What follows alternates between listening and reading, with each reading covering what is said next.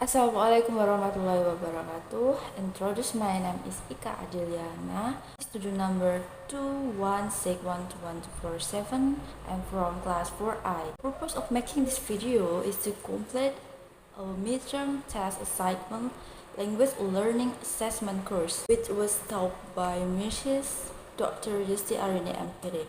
So, in the middle of this semester, we have learned a lot about LLA. Then, in making this video, I will review 5 materials that have been discussed in a class.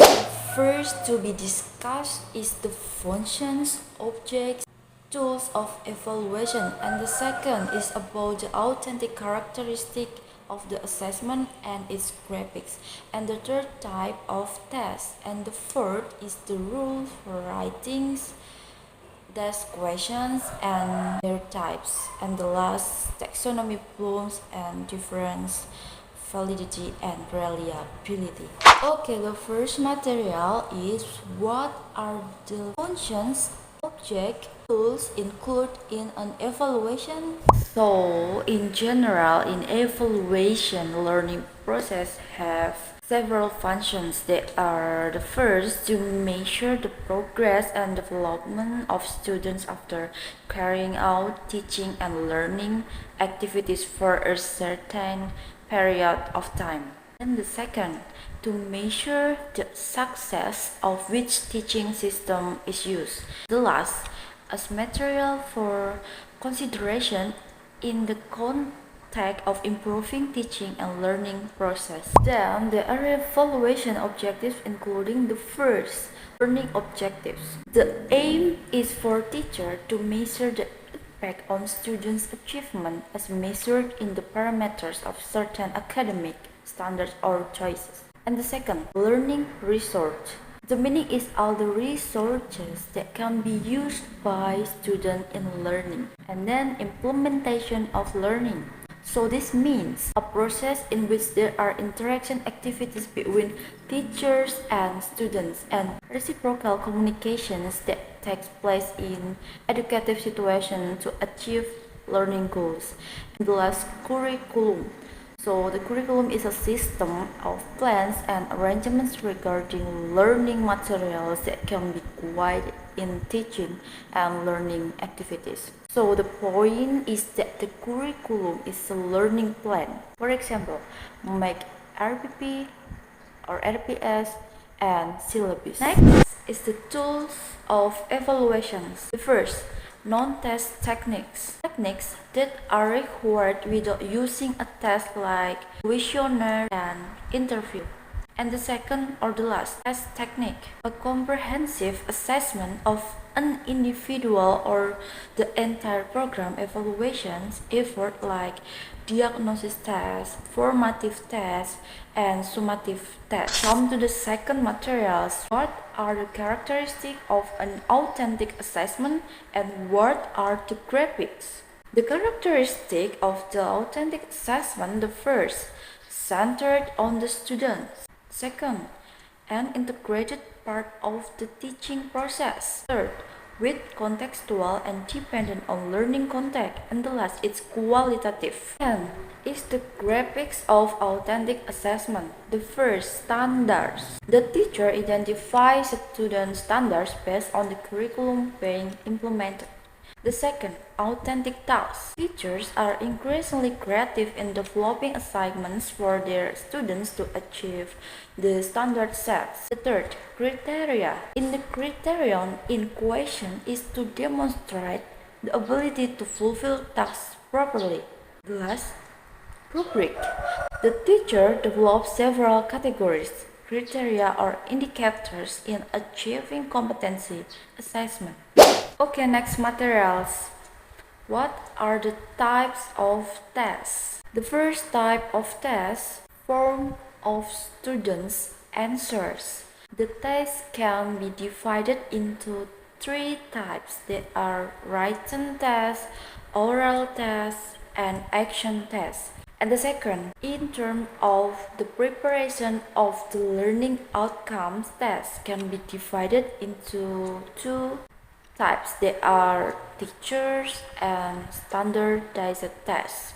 And the third In terms of the number of students, there are two types of learning achievement tests. There are individual tests and group tests. The four types of tests based on the test function for school can be divided into four types. There are formative tests, summative tests, placement tests, and diagnosis tests. The five classifications of tests based on the psychological aspects. There are intelligence tests, ability tests, attitude tests, and personality tests, and learning outcome tests.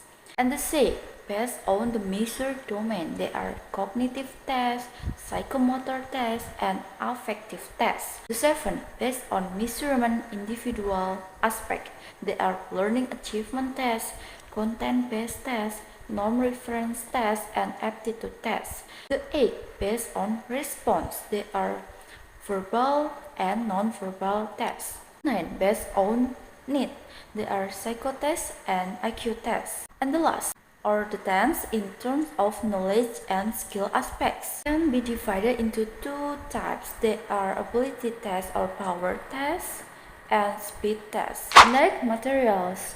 What are the rules for writing test questions and what are the types? Okay, the first is the rules for writing test questions.